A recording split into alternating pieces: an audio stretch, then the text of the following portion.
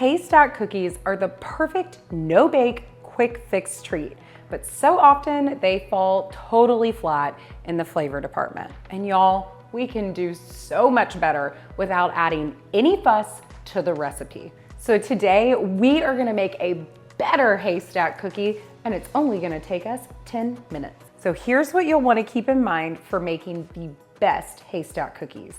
The peanut butter to butterscotch to salt ratio is everything. Welcome to the Anthony Kitchen. I'm Kelly Anthony, and in this kitchen, we are all about using great recipes to bring you, your family, and your friends closer together. Haystack cookies are perfect for potluck parties, holiday gatherings, not to mention they make precious little budget-friendly gifts. All you gotta do is add a little sprinkle on top and you are looking at one seriously festive treat. So the first thing you wanna do is ready your work surface. So what this means for me is lining a rimmed baking sheet with a sheet of wax paper. You need that wax paper so that the cookies don't stick, and I like to use a rimmed baking sheet so that my sprinkles don't go flying everywhere. The pan prep is out of the way. Now what we're gonna do is add some creamy peanut butter to a microwave safe bowl, and I am using a bowl that's large enough to mix all my ingredients in. Now that was a half cup of creamy peanut butter, and to that I'm adding 1 cup of butterscotch chips. Per the usual, you don't have to worry about keeping track of any recipe measurements. Everything is written down for you at theanthonykitchen.com, and I'll link to the recipe in the description below. So I'm gonna start off by microwaving this at 50% power for about 1 minute. After 1 minute, you can see that the peanut butter is really nice and melty, but the butterscotch chips, not so much.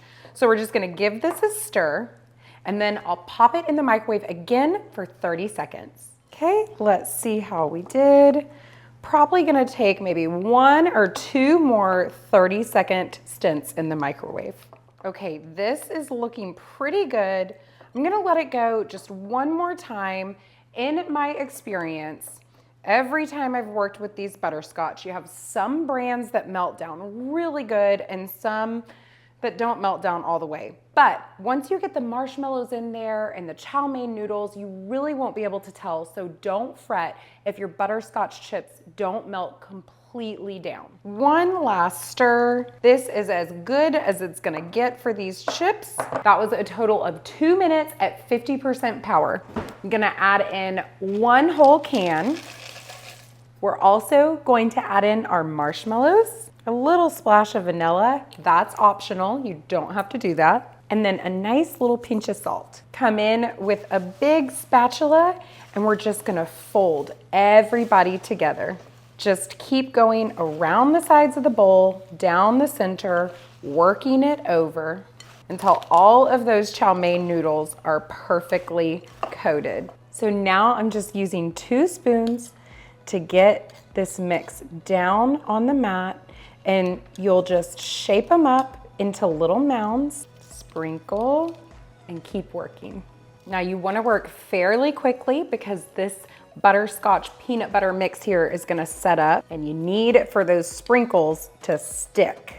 The recipe will make anywhere from 15 to 20 Haystack cookies depending on just how large you want those mounds to be. Everybody's all set up, looking spectacularly festive. So that's it, a better Haystack cookie in just 10 minutes, all thanks to the perfect peanut butter, butterscotch to salt ratio. If y'all are on the hunt for more holiday cookies to add to the lineup, be sure to check out our ginger molasses cookies next. They are the perfect salty sweet cookie, absolutely made for holiday baking. Thank you guys so much for watching. Remember to click that subscribe button before you go, and I'll catch you next time.